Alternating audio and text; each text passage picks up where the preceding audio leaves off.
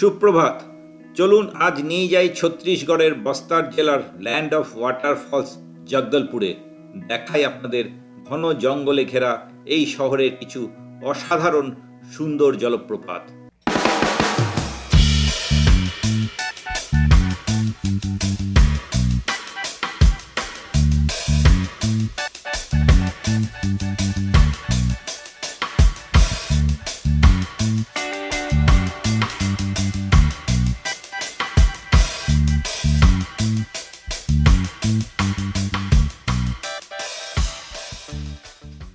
কলকাতা থেকে আসতে হলে একটি মাত্রই ট্রেন, হাওড়া থেকে সম্বলেশ্বরী এক্সপ্রেস।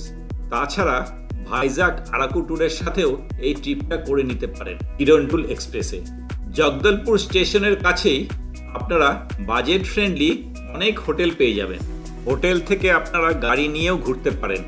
তাছাড়া হোটেলের বাইরেও আপনারা অনেক গাড়ি পেয়ে যাবেন। দর কষাকষি করে নিলে সস্তায় পড়বে। চলুন আপনাদের প্রথমে নিয়ে যাই ভারতের নায়াগ্রা চিত্রকূট জলপ্রপাত দেখতে। এটি জগদলপুর থেকে 38 কিলোমিটার দূরে অবস্থিত।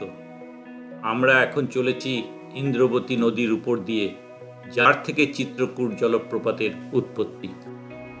পৌঁছে গেলাম চিত্রকূট জলপ্রপাতে। বিন্ধ্য পর্বতমালা থেকে ইন্দ্রাবতী নদী নিজের খেয়ালে বয়ে যেতে যেতে হঠাৎ প্রায় 98 ফুট উপর থেকে গভীর খাদে ঝাঁপ দিয়ে তৈরি করেছে এই জলপ্রপাত।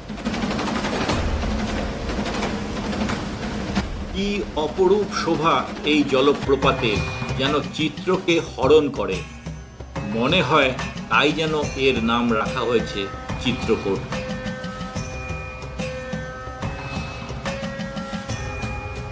বাতাসে একত্রিত হয়েছে অসংখ্য জলকণার মেঘ, যার উপর সূর্যের রশ্মি পড়ে সৃষ্টি হয়েছে রামধনু। এই দেখুন রেনবো।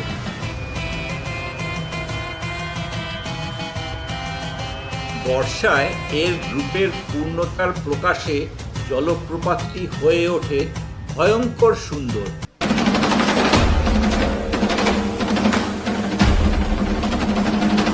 সেমি সার্কুলার প্রস্তর খণ্ডের উপর থেকে ঘোড়ার নালের আকার নিয়ে আছড়ে পড়ে নিচে। তখন এই জলধারার প্রস্থ হয়ে ওঠে প্রায় 980 ফুট। হর্ষু শেপ এই বিশাল জলধারাকে তাই বলা হয় ভারতের নায়াগ্রা। এখানে বসে ঘন্টার পর ঘন্টা সময় কাটানো যায়। নভেম্বর থেকে এই জলপ্রপাতের পাদদেশের জলরাশিতে শুরু হয় বোটিং। বোটে করে জলপ্রপাতের একদম কাছে পৌঁছে যাওয়া যায়। হয়তো সে হয় এক রোমাঞ্চকর অভিজ্ঞতা। আমরা বোটিং দেখতে পেলাম না, কারণ বর্ষার পরে এখনো বোটিং শুরু হয়নি। ইন্দ্রাবতী নদী চিত্রকূট জলপ্রপাত সৃষ্টি করে গোদাবরী নদীতে প্রবাহিত হয়েছে।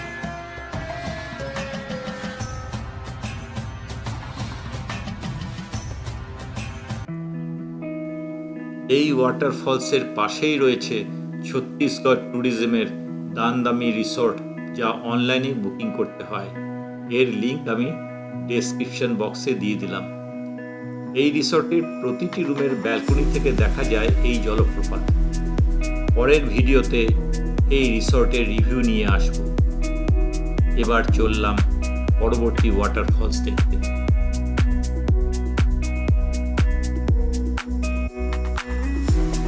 এককালে এটা মাওবাদী এলাকা ছিল।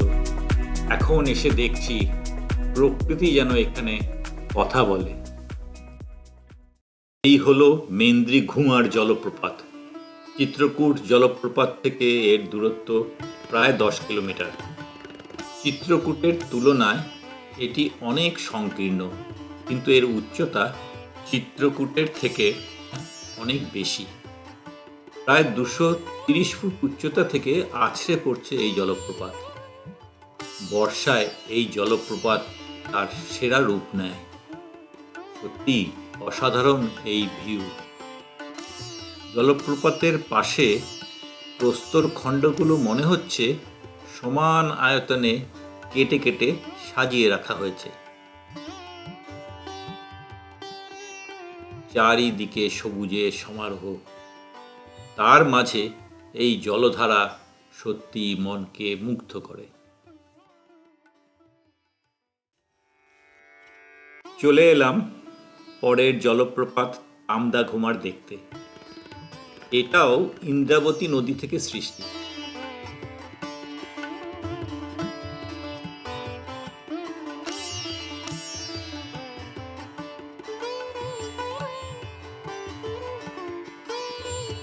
এই অঞ্চলের চারপাশে প্রচুর ময়ূরের উপস্থিতির কারণে জলপ্রপাতটি স্থানীয় লোকেদের কাছে ময়ূরাঘুমার নামেও পরিচিত। প্রায় 100 ফুট উপর থেকে নদী সবুজ উপত্যকার মাঝে অবিরাম ধারায় ঝরে পড়ছে। প্রকৃতির কি বিচিত্র শোভা! মেন্দ্রিঘুমারের তুলনায় এই জলপ্রপাতটি অনেক চওড়া।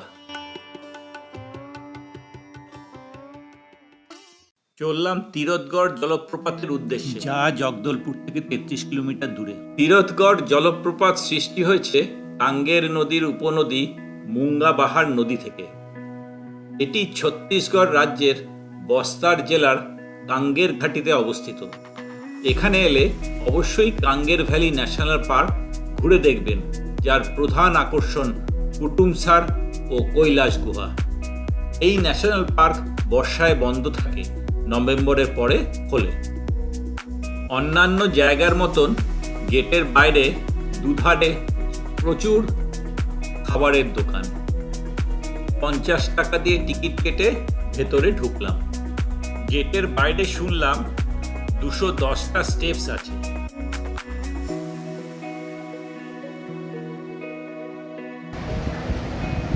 সামনে আমার বন্ধুরা নেমে যাচ্ছে।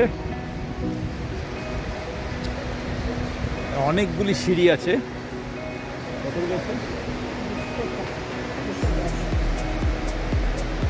প্রায় 210টা সিঁড়ি আছে।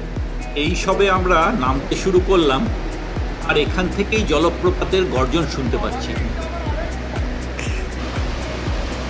এটা আমরা সিঁড়ি দিয়ে নামছি।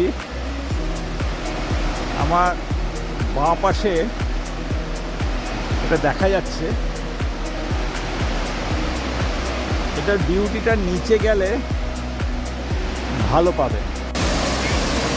ওয়াও, কি দারুণ! দেখুন কি সুন্দর, কি বিশাল জলপ্রপাত, তিরথগড় ওয়াটারফল। অপূর্ব অপূর্ব। এ না দেখলে বিশ্বাস করা যাবে না, এত সুন্দর।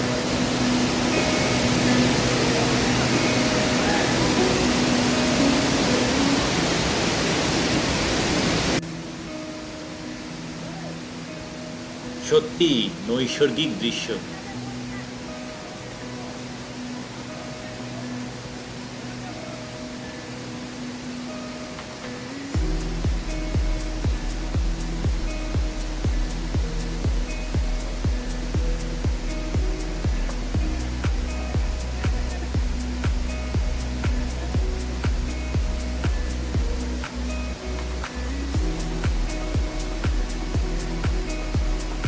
একটি দুধ সাদা ক্যাসকেড বিস্তীর্ণ এলাকা জুড়ে ধাপে ধাপে নেমে আসছে।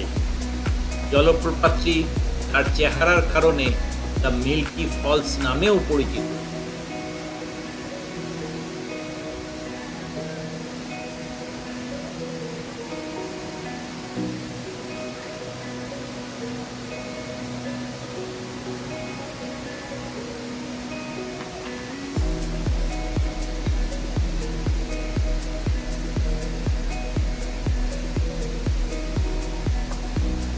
প্রায় 300 ফুট ওপর থেকে অঝরে ঝরে পড়ছে এই অদম্য জলধারা।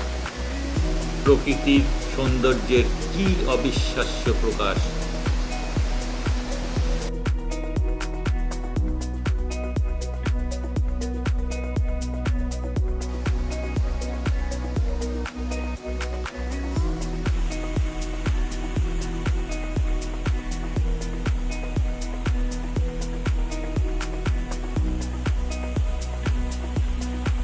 রক্সগুলো যেন ক্যানিয়ন আকারে আশ্চর্যজনকভাবে কাটা রয়েছে। সবুজে মোড়া চারিদিক, এক অনন্য দৃশ্য যা দৃষ্টিকে দেয় পরম প্রশান্তি। ফলসের সামনেই সিঁড়ি দিয়ে একটু উপরে উঠে গেলে এইটি একটি মহাদেবের মন্দির। তার পাশ দিয়ে গেলে আরেকটা দৃশ্য ফলসের দেখা যায়। দেখুন,